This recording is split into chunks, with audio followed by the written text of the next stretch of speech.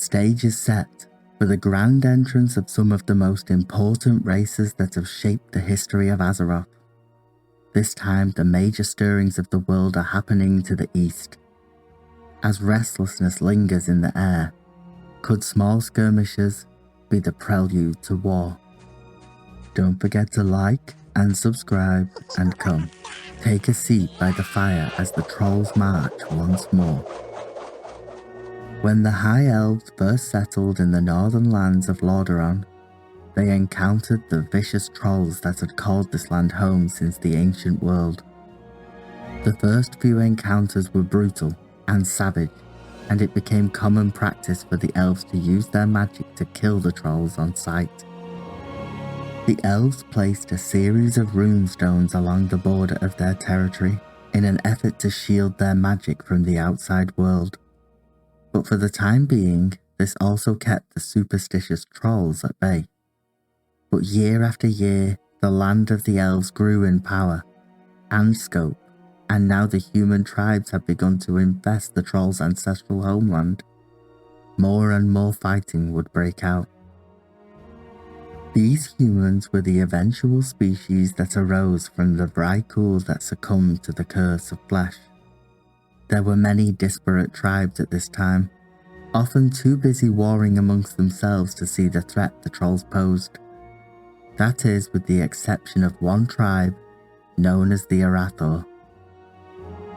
This human tribe saw the troll incursions for what they truly were, testing grounds for a great troll reclamation. They knew that the chances for victory, or even survival, were slim, unless they united under a single banner, a singular force to stand their ground. With some exceptional maneuvering, the Arathor tribe made some impressive victories over their rivals. However, after they had won, instead of occupation, they made each other tribe an offer to join them and be equals, to share in the bounty and wealth of the burgeoning human nation and enjoy the safety it would bring.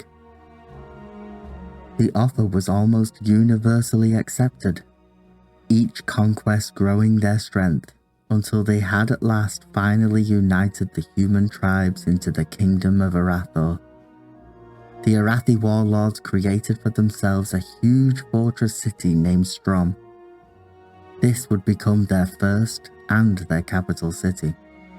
Many humans from all around would travel to the safety of this wondrous and prosperous place. It was not such an easy feat, however.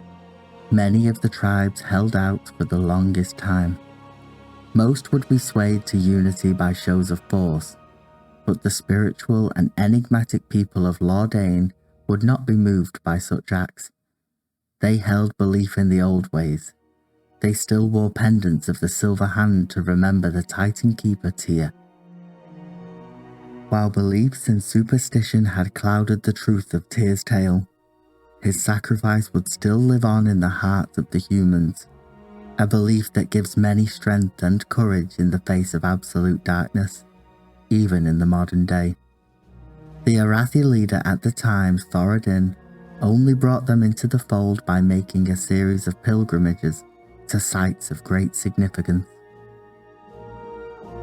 The clever Arathi were right to be wary of their troll neighbours, as they were routinely and deliberately attacked.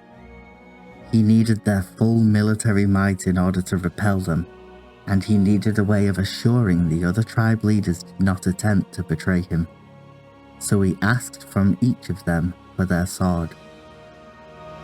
A superstitious belief at the time, one held by many of the humans, was that their ancestors resided within their blades.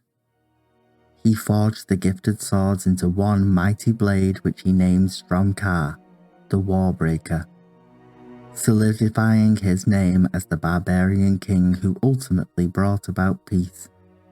No tribe would rise against its bearer, for fear of striking down their ancestors. The vengeful trolls were backed into a corner now. The military might of the humans warded off their assaults, and so they would begin to hatch a plan. No longer would the wards of the elves deter them. They would begin to assault their lands more and more furiously.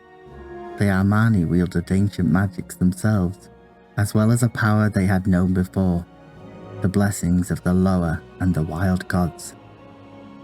The Elves, while clearly more powerful, were vastly outnumbered. For the first time they foresaw the fall of their kingdom. There was a chance they could not hold back the Armani tide, one that was about to be unleashed on them. They did the unthinkable, and the then High King of the Elves, Anasterian Sunstrider, sent an ambassador to King Thoradin at Strom. The news did not come as a shock to the human king. He had for some time kept a watchful eye on the situation. He had never approached the elves, for he had a deep suspicion of sorcery and its use. But he did understand the power it brought to those who wielded it. It was late into the night Thoradin and his warlords debated on what to do, but the elves assured them, should Quel'Thalas fall, they would soon follow. It was agreed that in order for the humans to combat the trolls, they would need to wield magic themselves. To this end, the elves reluctantly agreed to send forth magi to train 100 of the brightest minds the humans could find. They would be trained in the mystical arts in exchange for repelling the army of trolls. It began with the founding of a keep in the Alterac Mountains on the southern tip of the trolls' territory, and while the human magi would stay behind to be trained, he would gather a host of soldiers 20,000 men strong and lead them into the troll lands. The trolls' reaction was swift. Their current ruler, Jintha, turned his attention immediately to the humans, thinking they had made themselves vulnerable outside of their fortifications. They fought them for countless days and nights, refusing to even give an inch to the savagery of the trolls. As the bloody battles raged on at the foot of the Alterac Mountains, the elves attacked from the northern flank. They were pinned in from both sides, but they were not ready to give up yet, unleashing every dark trick they had. The elves believed it was time to present their secret weapon, the magi and the humans they had trained. The elves believed the humans would be clumsy in their wielding of the arcane, but it shocked them to find they could wield it impressively, even so far as having a natural affinity for the order magic, perhaps even more so than the elves. Still, with the humans' aid, they unleashed one of the most devastating spells ever worked on Azeroth. A firestorm so large that the entire skies would boil and burn, and they rained it down on the unsuspecting trolls. The trolls were broken instantly. Most had their body burned from the inside out. Those who survived would try and flee, only to be cut upon the blades of the dual armies that awaited them. They were driven to the brink of extinction on that fateful day. It would leave a racial scar that these trolls could not forget, nor forgive. The humans and elves found kinship in a common foe, however. This would be the beginning of a long and storied friendship between these two peoples, and would span generations. It would change the world forever. Thoradin had finally achieved true peace. He waited out his days in Strom, a benevolent ruler, and his children would carry on his legacy. Many of his later years were spent in his obsession with history, about strange tales of giants that once lived alongside the humans, and the legacy of Tyr, and the significance it held. In one of his many excursions, he and his men discovered a tomb beneath the Tirisfal Glades. Here lay one of the Sathraxi from the ancient days, from when Tyr had battled two generals on this very site.